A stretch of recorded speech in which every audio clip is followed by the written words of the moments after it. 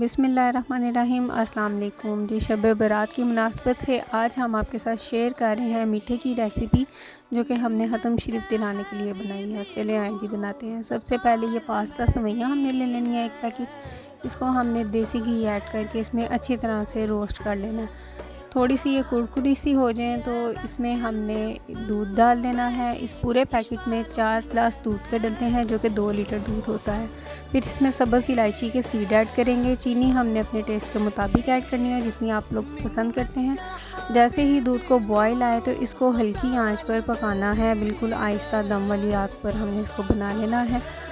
थोड़ी देर के बाद इसको हमने बाउल में डिश आउट कर लेना है। अल्हम्दुलिल्लाह ये हमारी पास्ता सेवइयाँ बनकर बिल्कुल रेडी हैं, तैयार हैं। बहुत ही मज़ेदार बनती हैं और थोड़े ही अरसे में बन जाती हैं। अब आप इसको कटे हुए बादामों के साथ गार्निश कर लें और ये तैयार हैं बिल्कुल। ज़रूर बनाइएगा मेरी रेसिपी से और मुझे बताइएगा कि आपको मेरी रेसिपी कैसी लगी कमेंट्स में।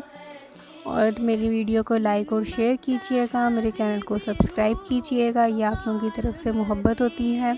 बहुत सारी दुआएं और प्यार आप सबके लिए। इस बाबरकत रात में मुझे ज़रूर याद रखिएगा अपनी दुआओं में और मेरी वीडियो को देखते रहिएगा। ओके जी, अल्लाह हाफ़िज़।